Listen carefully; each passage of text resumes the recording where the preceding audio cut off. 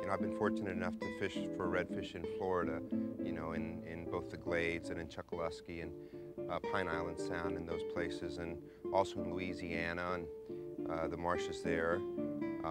But, you know, I spoke with Jack Brown that I met at a trade show not too long ago, and he was talking to me about the fish in South Carolina.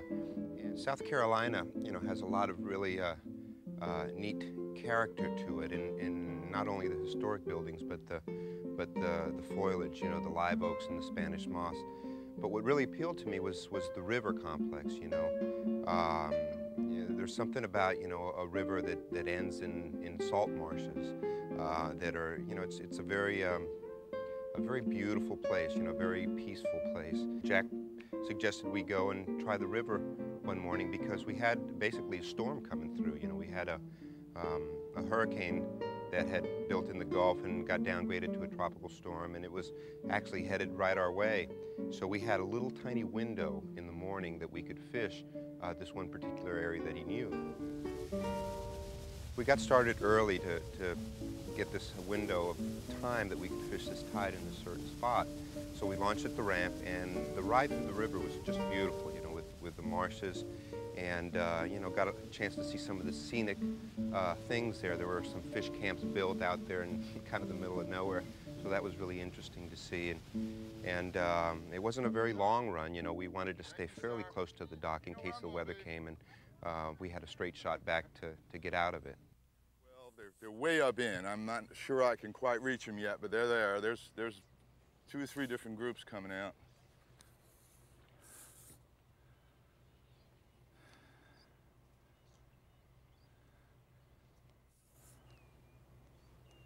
That was fish there, Yeah, wasn't it? there's fish. I think they're blown up on shrimp too. Yeah, That looks like. That's why you're not seeing it as a push. Right. A lot of times here I've seen just boils when they're hitting shrimp. Real kind of, you know, not real aggressive. That bird just dove down on fish. See the big pot of fish under that bird? Yep. You want me to switch to a topwater? Not yet. Let's get the first one. Okay. It got tail up at 11 o'clock at about 80, 90 feet, Right there, to the I see left of that one that just boiled there. I see that one right Yeah. there too, You got one at 1 o'clock, a lot closer, 30, 40 feet. Here? Right there, right where you're pointing. I see the little wiggle. I don't see the fish right now, just hang tight. Oh yeah, That's one shrimp out of the popping water. Shrimp out there, Just look at this guy at 11 o'clock going away. That's a studly wake right there. Ooh, nice shot. Now, There he is. got him. They're all redfish there. Good job, man. Thank you. Nice fish too, I think. Feels like it.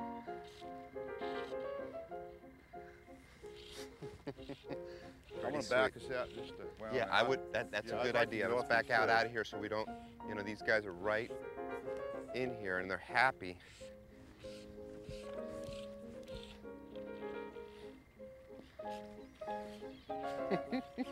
We are liking this a lot. It's sweet here. Yeah, it is sweet. I tell you, these things are strong. Oh yeah. You can The take Florida some- redfish don't seem to fight this hard. Oh really? Yeah, Well, you know, we feed them right in South Carolina. Is that what it is? Lots We of feed shrimp, 'em good It's diet. that shrimp diet there. It's really cool, I think, how you know, the same species of fish, given different water temperatures or different water conditions, will behave differently or even fight differently once hooked. And you know, I got a chance to see that in on this flat with Jack, you know, when we hooked this one fish, and this thing screamed off more line than I've ever had a redfish scream off. I'm telling you, this is a good fighting fish. Really, I don't know the size of them, but the guys in Florida, I don't know, maybe the water's warmer and they kind of peter out a little bit quicker. Could be, but I find them active mostly, I mean, at their best this time of year in the summertime. Huh. When we get the best fight out of them. Yeah. I mean, they're good in the winter, but they, this time of year, they seem to be at their best. Uh-huh. You know, it's not a bad fish, bro, huh? No, it's a nice fish. They're all nice. Yeah, that's true. I ain't met a bad redfish. You're right about that. Especially when you eat a fly. Yeah, it's so funny. He's a lot paler here than some of those backcountry fish and Yep. stuff.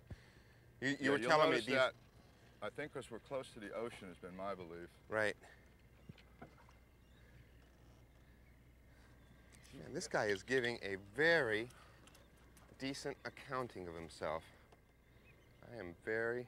I gave him some vitamins overnight. Is that what it is? I am very pleased with this fight of this creature. And he inhaled this fly. He absolutely inhaled it. Look at that. Hi, Mr. Redfish. Engulf that. You're going to have the job of... Let's see. I didn't pull the pliers out yet.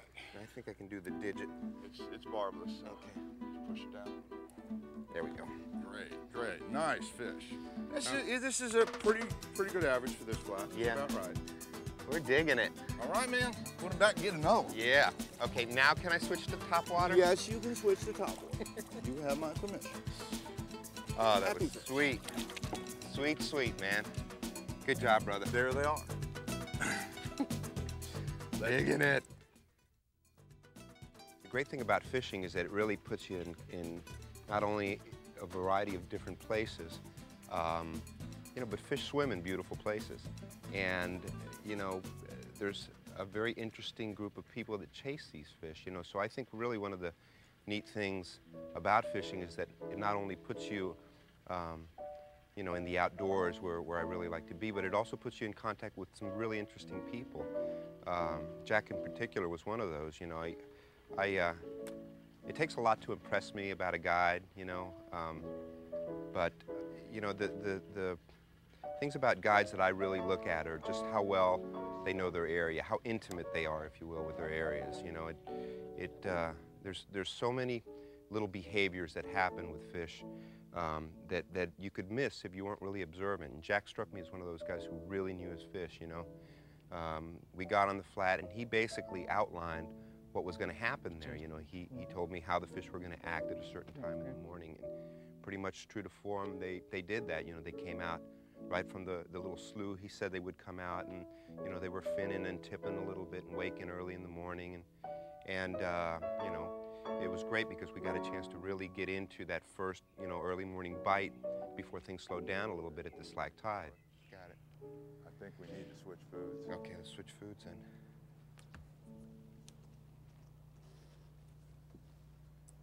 They're kind of laid up right now.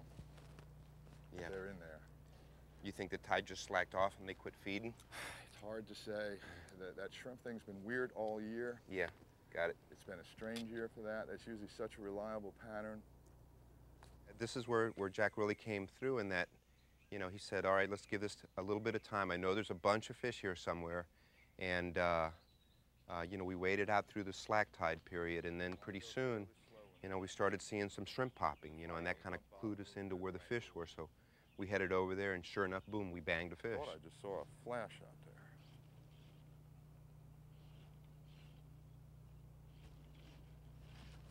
There he is. You said it, boy. You called it right. There he is. You called it They're right. just laid up in there. There's a lot of fish there. Yeah, just parked. They're just not aggressive. So he's a little aggressive. This guy thinks he's a bonefish, man. I'm going to back out just a hair. Good. Yeah, back out. See the wakes in front of us? We got fish all around us. Should I try to pull him out of there or just... No, he won't bother the other fish. Okay. They'll get excited with him. Man, this thing is like going to town. Are you kidding me? Listen to this thing. You put backing on that reel? Yeah, I got backing, bro. Yikes.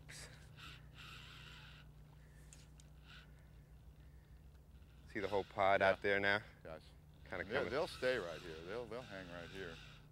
They're just laid up, though. Come on, baby, come this way. Come on. Bro, I am really, really surprised at how strong these fish are. I mean, really surprised. This is not, to me, an average redfish fight. Well, see, being this near to the ocean, we also do get some big ones mixed, real big ones mixed in on occasion. And you can fish some of these ocean bars and you'll have 20 and 30 pound fish. And we're close enough maybe to see one of those. Right.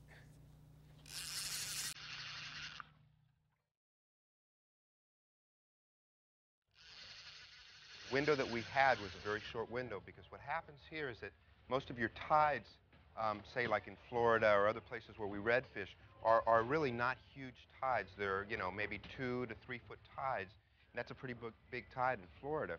Here, the tides are 6, 7, sometimes 8 or 9 feet. So your window of time to catch the fish is very short, which makes it an interesting thing because you have to make the best of what little time you have available to you. Yeah. Barbless hook out. Cool. Like it when a plan comes together. Yeah, we do. Come on, little sweetheart. Get you going. Oh, there we go. Great. That guy fought with a lot of heart, man. Good job. Let's get another one. Okay. Works for you? Works for me. Okay.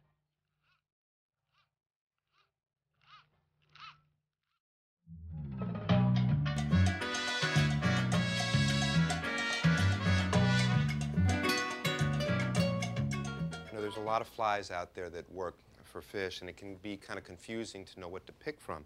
Generally for redfish, when the fish are up in the morning, and they're kind of feeding and they're actively going, you know, redfish seem to be active in the morning pretty good. I tend to use these topwater flies, okay?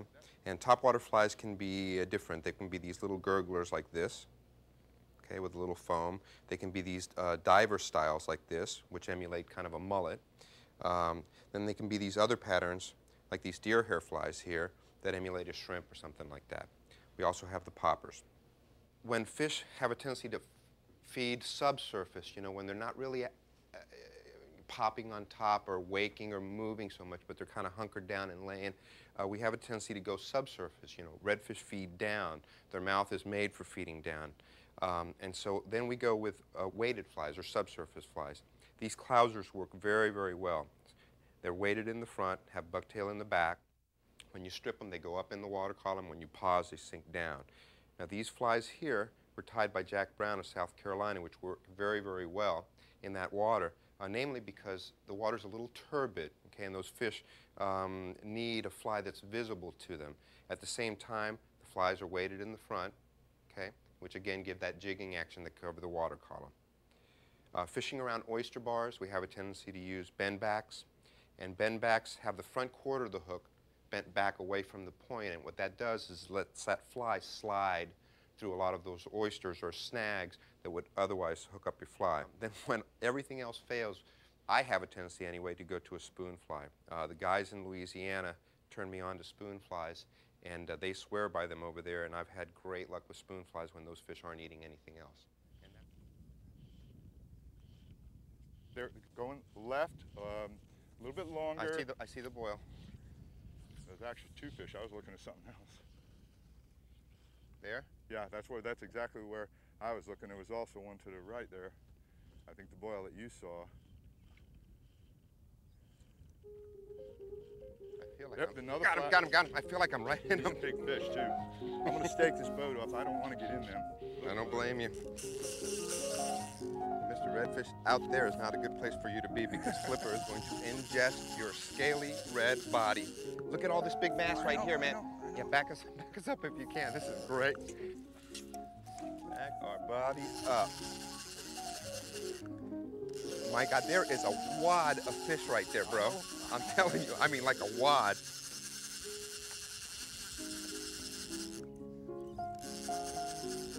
Cool beams. These are nice too. Look at them down there. Well, that's Flipper. Flipper's in them down there. Yeah, but you see this huge mass here? Ooh, solid fish. You weren't kidding. You thought they would be out here off the edge and stuff. Only when the shrimp are here that they do that. Huh.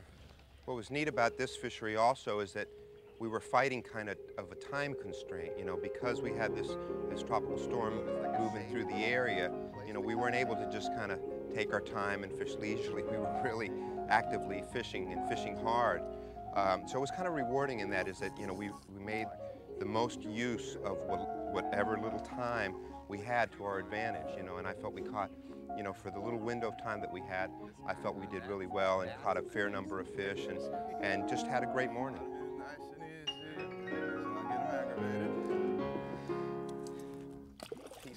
redfish.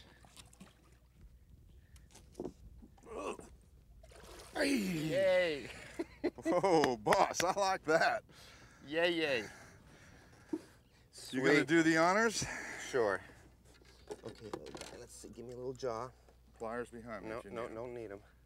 That is sweet. That's a Beautiful. 10, 11 at least? Yeah, I would say, huh? Gorgeous. Good job, man. Thank you, brother. I'm gonna send him home. Do that. With it? Oh, he's ready too. He's ready. Sí, Yeehaw! sí, señor. Sí, señor.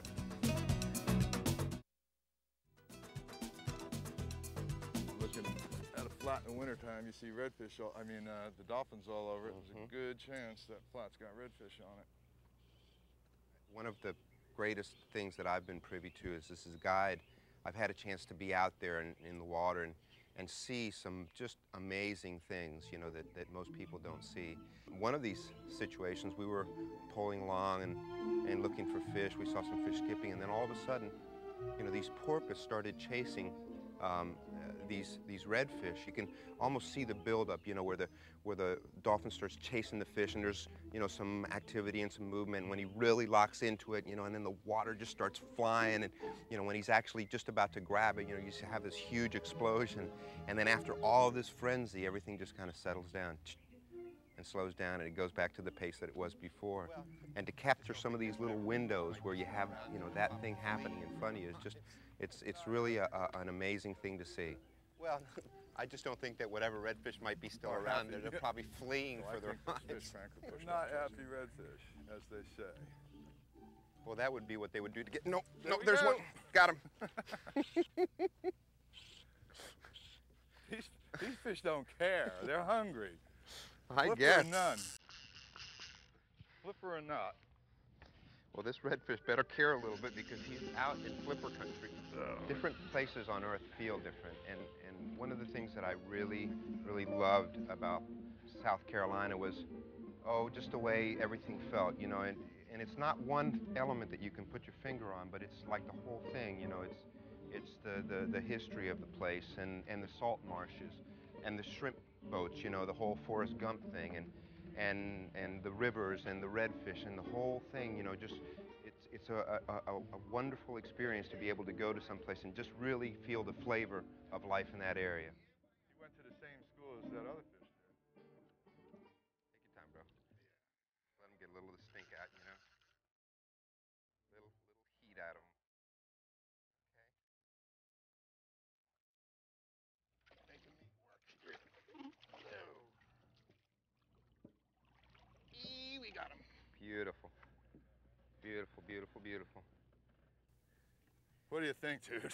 I think every little bit redfish. small. Look at a flipper bite. Oh, yeah, right there. Cool. Now, guy, go swim shallow, Yeah, real really. shallow. You don't need to be out here. No, we haven't seen one with sea lice on it. All right, boy. Cool beams. Nice job, Knocking him bud. out, man. Knocking him out. Nice job. Thanks, Bubba. You get a A on that one. I guess you did a little bit of guide. No, well, it's just, you know, it has something to do with the guide, I think. Thanks. This has been a presentation of ESPN, the worldwide leader in sports. For more, log on to ESPN.com.